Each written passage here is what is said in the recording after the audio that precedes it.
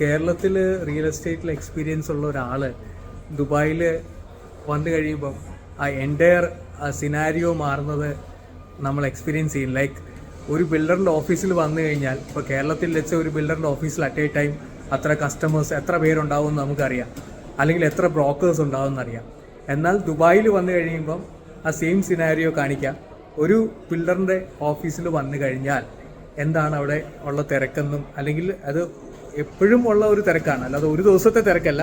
ഒരു ബിൽഡറിൻ്റെ ഓഫീസിൽ വന്നു കഴിഞ്ഞാൽ ഈ ഒരു റഷ്, കസ്റ്റമേഴ്സ് ആയിക്കോട്ടെ, അതുപോലെ തന്നെ ബ്രോക്കേഴ്സ് ആയിക്കോട്ടെ, എല്ലാവരും ഇത്രയും ഒരു തിരക്ക് പ്രോജക്ട്സ് വാങ്ങിക്കാൻ വേണ്ടി ആളുകളുണ്ട്. അതൊരു ഒരു ഡിഫറെൻ്റ് എക്സ്പീരിയൻസ് ആണ്. ഒരു കേരള പേഴ്സൻ്റെ ആണ് ഈ പ്രോജക്റ്റുകളെന്ന് പറയുന്നതിൽ വലിയൊരു സന്തോഷമുണ്ട്. അവരുടെ എക്സ്പീരിയൻസ് ഉണ്ട്, സെയിൽസ് എക്സ്പീരിയൻസ് സെൻ്ററാണ്. അവിടെ എല്ലാ പ്രോജക്റ്റിൻ്റെയും മോഡൽസ് ഉണ്ടാക്കി വെച്ചിട്ടുണ്ട്. ഇവിടെ വെച്ച് തന്നെ ആളുകൾ സംസാരിക്കുന്നു, അതിൻ്റെ ഒരു ഐഡിയ കിട്ടുന്നു, ആളുകൾ ബുക്ക് ചെയ്യുന്നു. ഒരു ബുക്കിംഗ് അല്ലെങ്കിൽ ഒരു എൻക്വയറി ടു ബുക്കിംഗ് എന്ന് പറയുന്നത് വളരെ ഷോർട്ട് സ്പാൻ ഓഫ് ടൈമിൽ നടക്കുന്നതാണ്. ഓരോരോ പുതിയ പ്രോജക്ട്സിൻ്റെ മിനിയേച്ചേഴ്സ് അല്ലെങ്കിൽ അതിൻ്റെ ഒരു മോക്കപ്പ് ഒക്കെ ഇവിടെ ചെയ്തു വെച്ചിട്ടുണ്ട്. ഈ ഒരു തിരക്ക് എപ്പോഴും എല്ലാ ദിവസവും ഇവിടെ വന്നു കഴിഞ്ഞാൽ ഈ ഒരു തിരക്ക് നമുക്ക് കാണാൻ പറ്റും.